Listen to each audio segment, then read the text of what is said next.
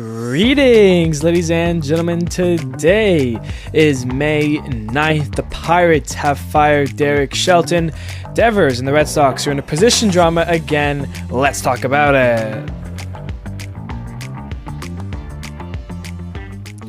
Hello, everybody. My name is Steven. This is the middle of the order. How are we doing today? I always like doing my intros.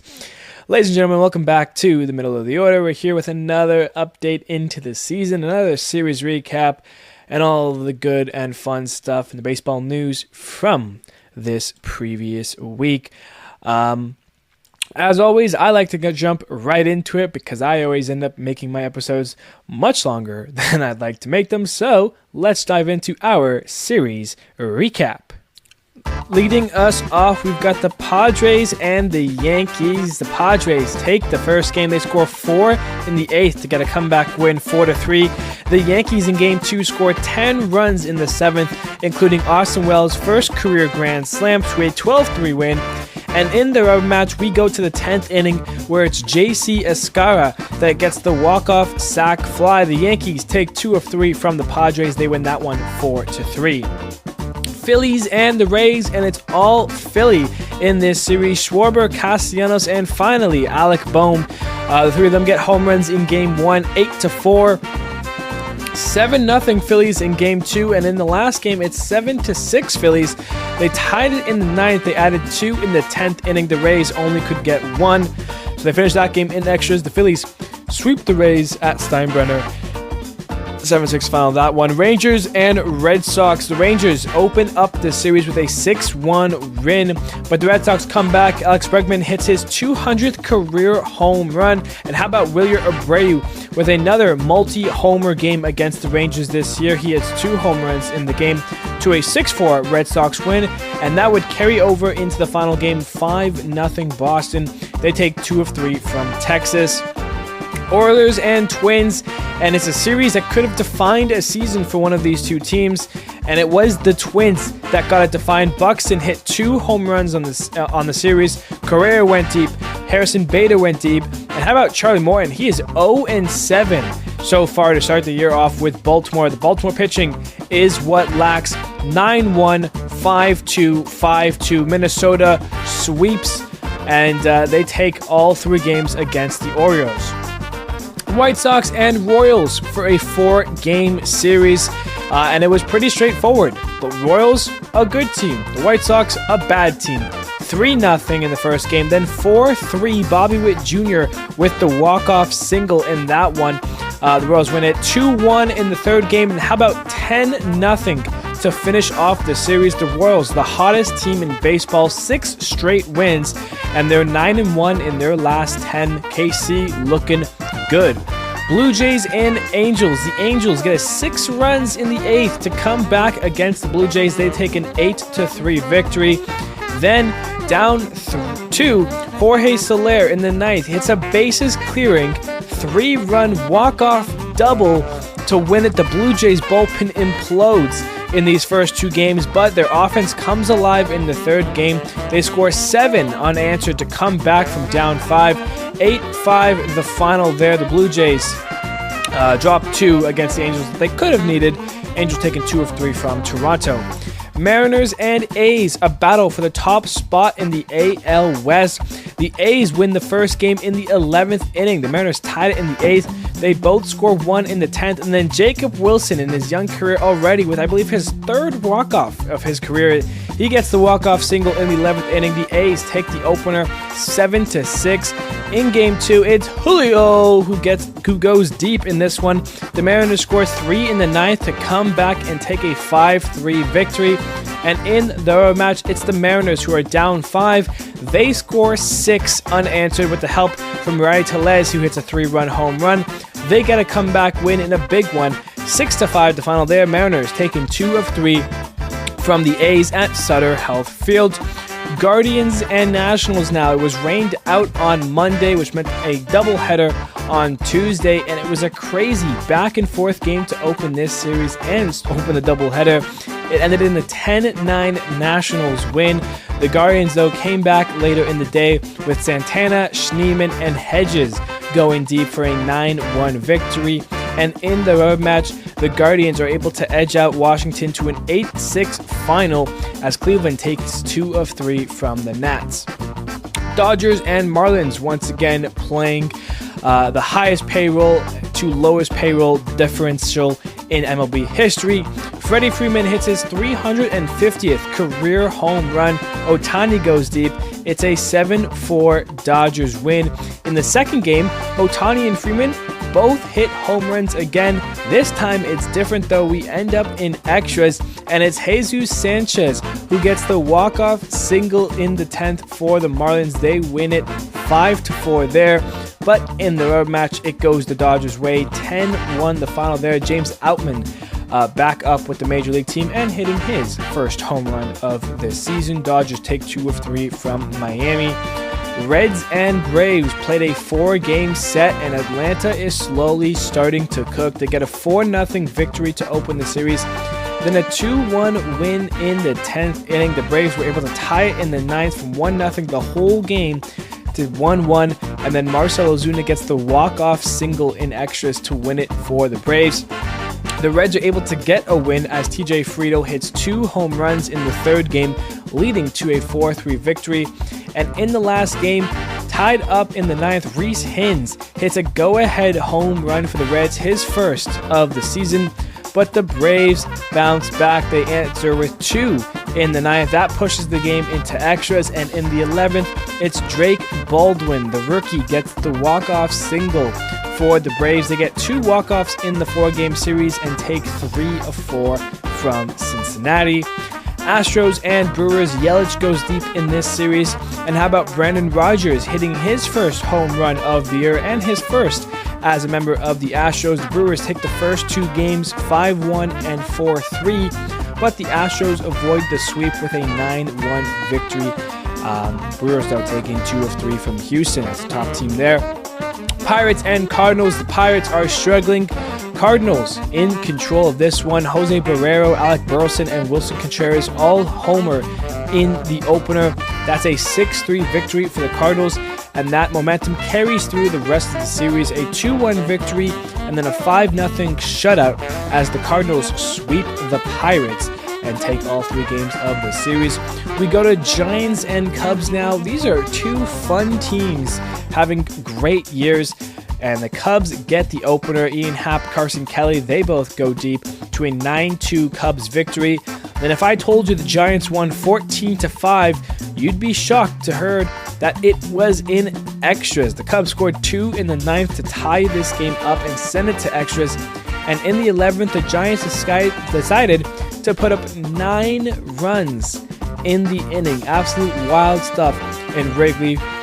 That 14-5 victory, and that meant that the road match would fall San Francisco's way. It makes sense. They had all the momentum carrying over from the previous day. 3-1 the final there. Giants take 2 of 3 from the Cubs. We go now Mets and D-backs. Alonso and Lindor both go deep in the first game. Gurriel would hit a home run in the series.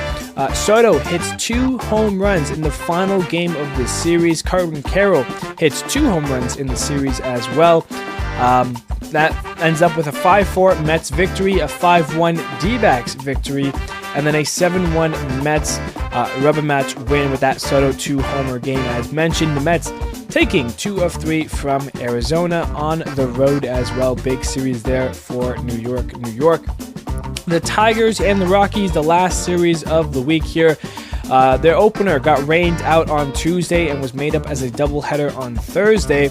So the first game on Wednesday, it is 8-6 Tigers. This one went into extras in the 10th. The Tigers were able to score 2 and hold the Rockies from there, so 8-6 victory there.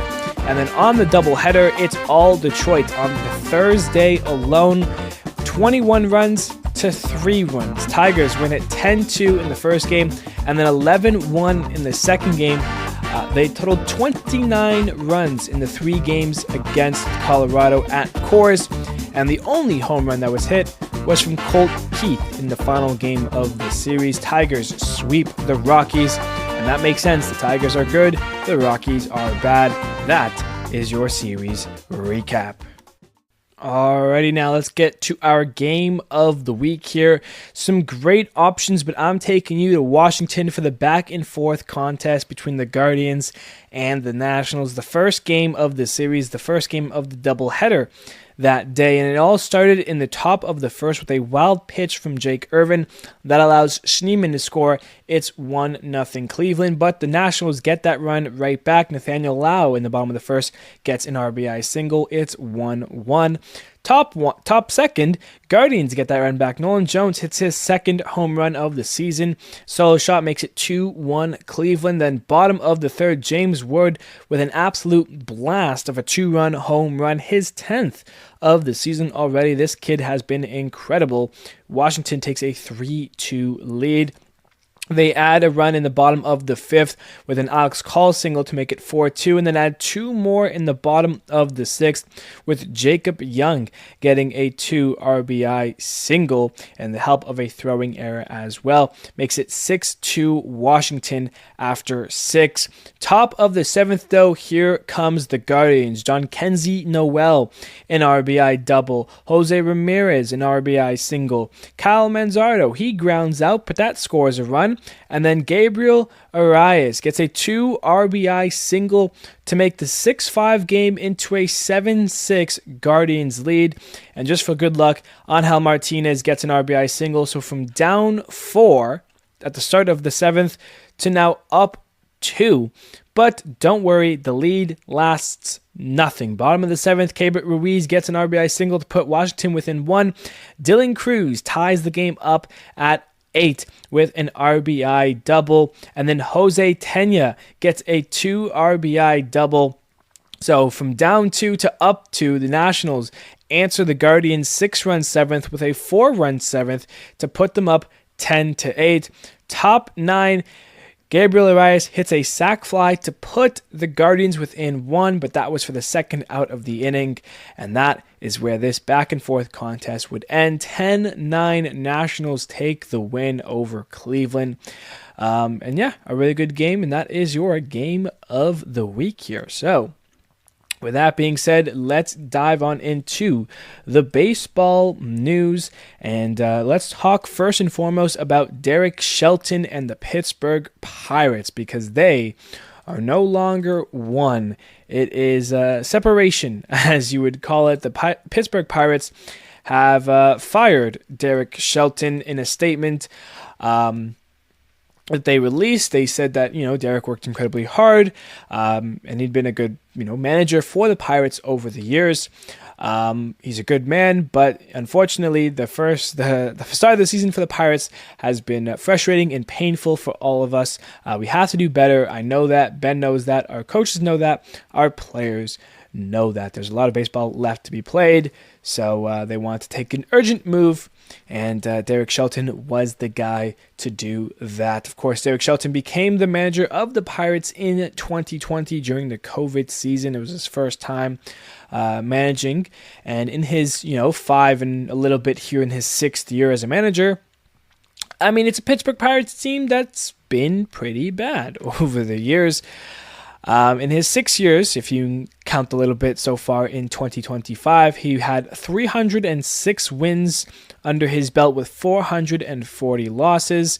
That's a win percentage of about 41%. His best season, in my mind, probably came in 2023. His Pirates finished 76 and 86, and 4th best in the division.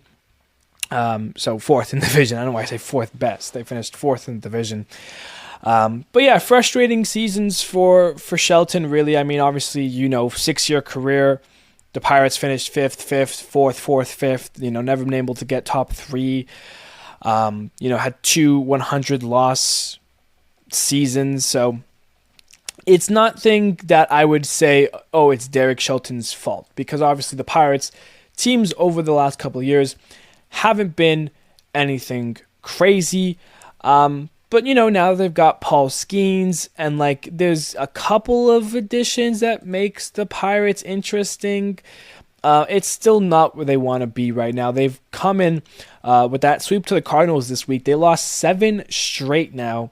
They're 12-26, and unlike the Royals, who are on a 6-game winning streak and 9-1, they are 1-9 in their last 10. And that 12-26 is a hard fight to come back from. They're 10 games back of the Cubs for first, and 10.5 back of the wild card seeding, where I think the Phillies currently occupy the 6th seed right now. So yeah, it's going to be tough for the Pirates, even with, Paul Skeens. I mean, Paul Skeens has had his kryptonite kind of this season. He hasn't been as dominant and electric as I would have thought at the start of the season. Of course, we know, he really does struggle against those Cardinals, man. They got his number. But so far, I mean, the pitching-wise, Paul Skeens 3-4 in his 8 starts, a 2.77 ERA, 15 earned runs, has 4 home runs. Of course, 3 of those were against the Cubs in one game, in one inning, to be fair. But yeah, just the pitching as a whole, and even the hitting, outside of O'Neal Cruz, who's been very good. Brian Reynolds has certainly struggled, Adam Frazier. And I think that's part of the problem, is that they gave out a lot of 1-year kind of weird deals, guys like Tommy Pham, instead of kind of going and getting a bigger fish. They're trying something. I don't know if it's going to work this year. I don't really see any chance at this point of them coming back with how good the NL has been. You in the East, you got the Mets, Braves, the Phillies. The Braves are finally third in the division. They're kind of coming back finally. The NL West has 4 teams all with 20 wins, which is, as incredible as that is. And even the Cubs right now have been continuing to roll. So it's interesting for the Pirates. Obviously, they want to make a move. So Derek Shelton is out. And in replacement, they're bringing in Don Kelly to take over as manager. He was the bench coach. So Don Kelly is named manager. I believe it is manager, not even interim manager. I think Don Kelly has just taken over completely. So it'll be interesting stuff there. We'll have to see how that kind of move goes for the Pirates, if they, start winning games under Don Kelly, or if it's going to be just more of the same for the Pirates. But that is a move that they decided to take, and Derek Shelton, unfortunately, is out. So moving on now, let's talk about Rafael Devers. And I feel like I've talked about this decently enough over the offseason, but it's back. Rafael Devers and his positional needs. And this is really dumb and really unfortunate for Boston, because they're having a decently good season. They're sitting second in the AL East right now. They're 20-19, a game over 500. They're only 2 games back of the Yankees, and they're close to a wild card spot. They're half a game out of a wild card position. So why have this stuff kind of come up with your star, with your player? Obviously, I think Devers is also overblowing it. If you're unfamiliar with the situation, before the season started, Boston, towards the end of, before spring training got going, they signed Alex Bregman to the deal, of course. And Alex Bregman is a natural third baseman and is a pretty good glove. Devers was their star third baseman. He was their star player. And, his defense, not as good as Bregman's. So Boston, told him that they'd want him to start doing everyday DHing. His bat is still electric. He's one of the premier hitters in the league. You have to go all the way back to 2018 for his worst offensive numbers. And even that was a 731 OPS with 21 home runs. So, for that to be the floor, I mean, he's had plenty of all-stars, plenty of top 10, top 20 MVPs, a couple of silver sluggers. So he's been a dog, really. And, he declined. He wanted to be the everyday third baseman. There was talks about Bregman moving to shortstop shortstop or second baseman, because now the Story was back and they put him at short. But then Christian Campo they called up, and he's been the second baseman. It's been kind of an overflow of players in the infield, and Devers had been DHing. It's what they told him to do. It's what he had been doing. A couple starts here and there. And now, with last episode, there was an injury. Tristan Casas, he's out for this season. And they talked to him about making the move to first baseman. And Devers, again, with, as before, when he was reluctant to move from third base to kind of an everyday DH role, he is once again reluctant from moving to first base. In a quote that he says, "I know I'm a ball player, but at the same time, they can't expect me to play every single position out there. In spring training, they talked to me and basically told me to put away my glove, that I wasn't going to play any other position but DH. So right now, I just feel like it's not an appropriate decision by them to ask me to play another position. It was the GM that I spoke with. I'm not sure what he has with me. He played ball, and I would like to think he knows that changing positions like that isn't easy." Devers discussing his move right there. And I agree with Devers in that last sentence. I think, it's hard for, a player to make a crazy, drastic move, in the season, changing positions like that.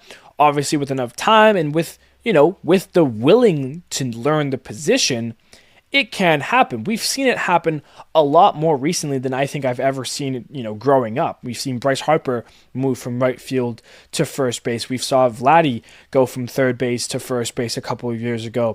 We've seen Mookie go from right field to being a shortstop and also a second baseman and also center field. Like there are some players who can be versatile like that. We haven't seen a true like Ben Zobrist in recent years, but obviously, there is issues when you're trying to pick up a new position. We've seen kind of Altuve go from second base to left field, and in my opinion, that move hasn't kind of worked out fully well yet. I mean, haven't seen too many plays of him in left field besides, some of the errors that he's made early on in the season here. So for me, I understand where Devers is coming from. But again, this isn't something that like, oh, you're just, on a 1-year deal, 2-year deal, you're just discussing things. Like the comments that he's making are directly implementing like Craig Breslow and like the Red Sox organization as a whole. And he signed a mega contract. He signed a 10-year, over $300 million deal with them, I think a couple of years ago. He's going to be with this team until 2033. He's going to be with them for the long haul here. He's still got plenty of years to go. So I mean, yeah, like why don't you just try first baseman now? Give it a chance. No one's asking you to be perfect at the position. They just need someone to fill the spot right now, because right now Boston doesn't really have anyone. And it makes sense because all your, obviously it's different. There's a lot more to it, but essentially it's third base, but on the other side, and just, instead of throwing the ball, you're catching it more. So, I don't know, interesting stuff to see kind of what they decide to do with it at the very least. So far, since the Tristan Casas injury, they've rolled out Abraham Toro, who they picked up in free agency from Oakland, from Oakland, but from the A's essentially. They've also been throwing out Rami Gonzalez as kind of the everyday first baseman, and as good as Rami could be, I think you're better off, having Devers be first base, and then you can fill in another spot for DH. Maybe bring back a JD Martinez to help the lineup out. So interesting stuff there from Boston. I understand Devers' frustration. I think he has every right to be upset when they're telling him, hey, DH, DH, DH, DH, and all of a sudden it's, hey, play first base for us. It'd be pretty cool of you. Like, I understand where the frustration is coming from, but I think in his interview when you're discussing the move and why he doesn't want to move to first base, I think those kinds of comments could be held back. It could be, changed differently. This is what, MLB and just kind of how it goes, I guess, but obviously Devers not happy, and we'll have to see kind of what comes from this still. Like, will he end up at first base at some point this season, or will he stay true to his word and just kind of force the team to keep him as the DH, because that's what they told him at the beginning of the season? Baseball is an everyday changing game. It's not going to be the same way that how you originally had it. They're going to tell you, hey, DH, but you know what? Players get hurt, things happen, you have to move, and part of the game is doing that. So I think he should try it out. He should have that mindset, because already with the negative mindset of, oh, it's not going to work.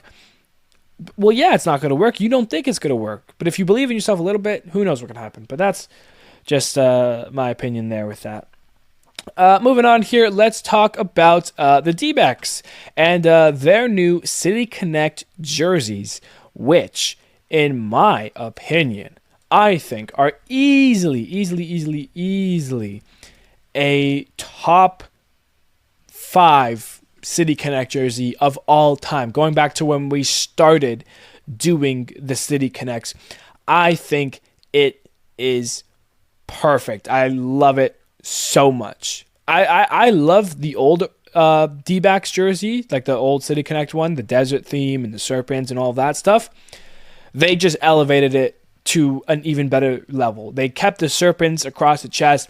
They have the purple and teal from their roots, kind of the patch on the side of their jersey. That's like when the team was originated, but also the Arizona state of 48, the 48th state. The serpent is now on the hat instead of the Arizona logo. It's just everything about it is just a 10 out of 10 phenomenal jersey. I absolutely love it. I think it's fantastic. I definitely want to get my hands on a Corbin Carroll jersey of their City Connect. If you have not seen this jersey, go and look at it. It is phenomenal. It is incredible. I cannot wait for them to debut it. It looks great. I have not stopped saying nice things about this jersey. I think it's a credible jersey. So go look at it.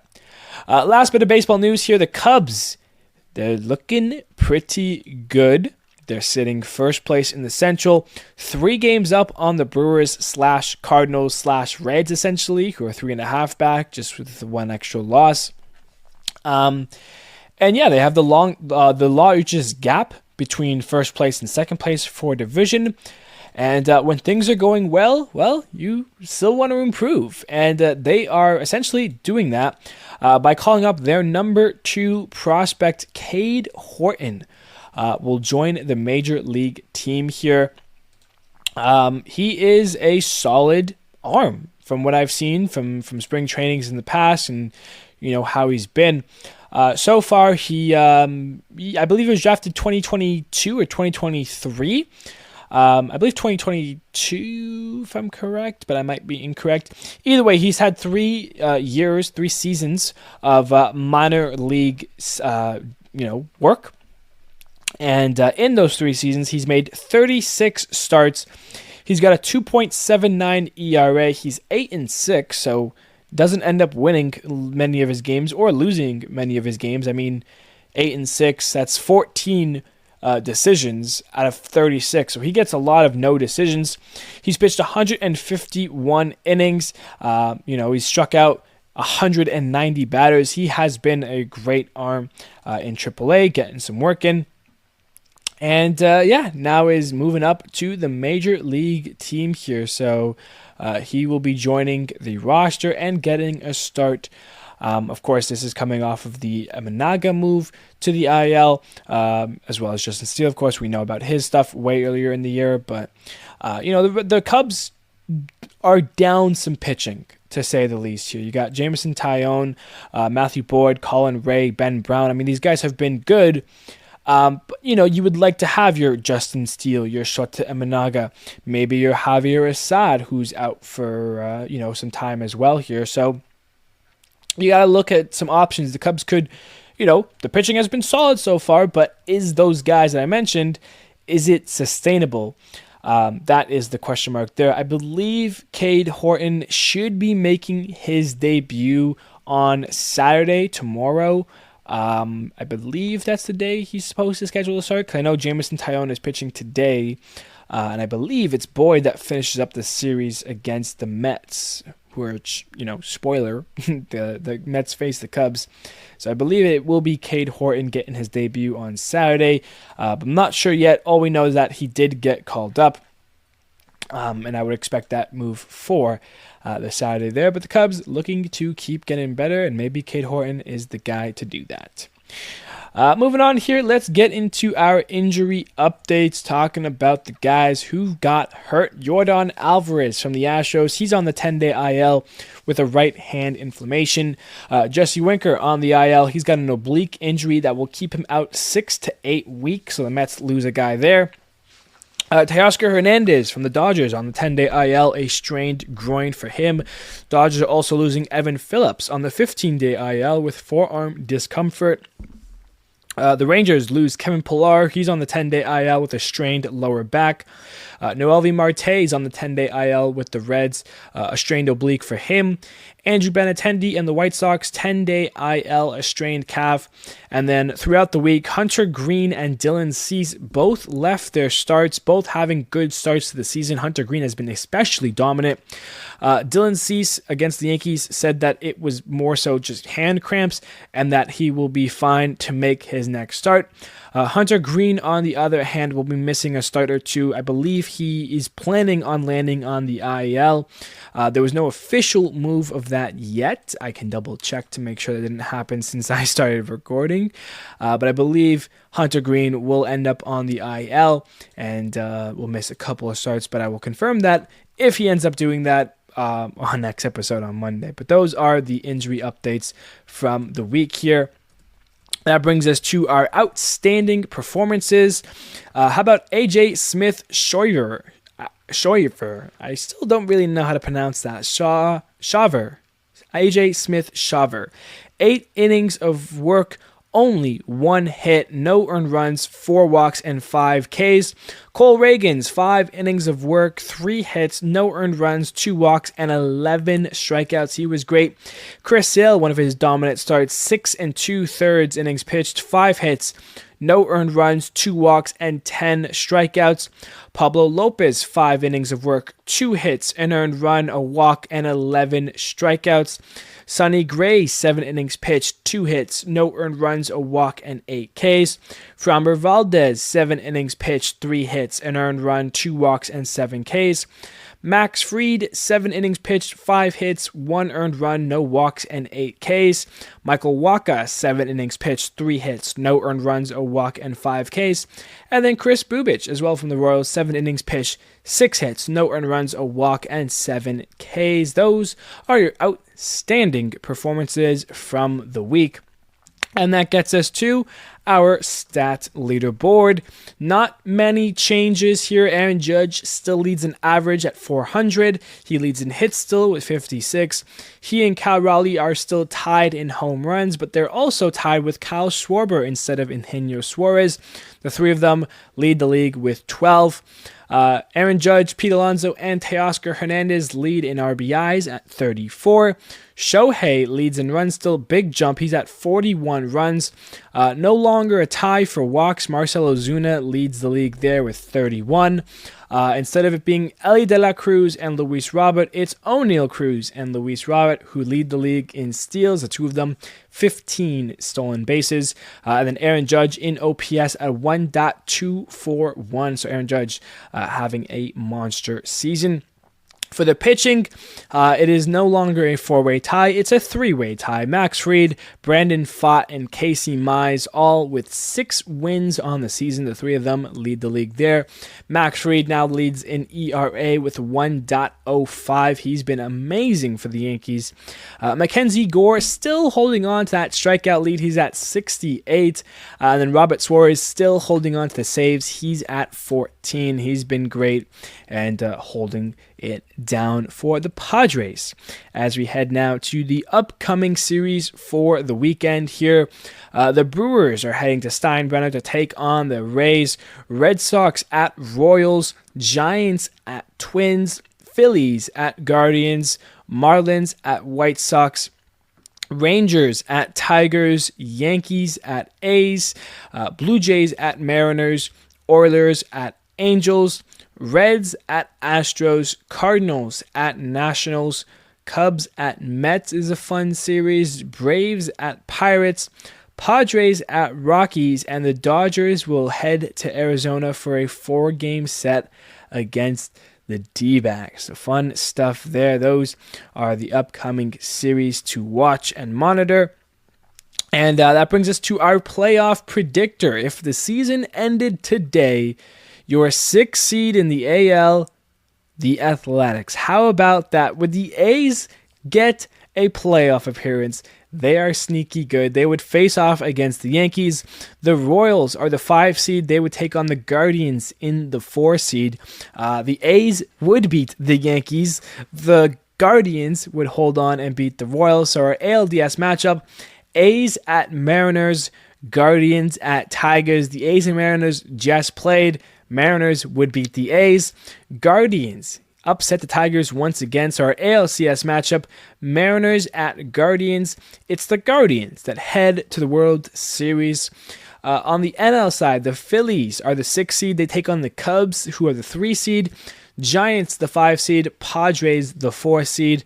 Padres beat the Giants. Phillies upset and beat the Cubs. So the NLDS matchup, Padres at Dodgers, Phillies at Mets. Now that is a divisional series. The Dodgers beat the Padres. The Phillies beat the Mets. Some revenge there. So an NLCS matchup between the Phillies and the Dodgers is fun. It's the Phillies that get through the Dodgers. So our World Series matchup would be Phillies at Guardians. And it is your Cleveland Guardians that are your 2025 World Series champions if the season ended today. Ladies and gentlemen, that is going to do it for our episode here today. Thank you everybody so much for clicking on the video, listening, whether you're on YouTube, Spotify, Apple Podcasts, etc.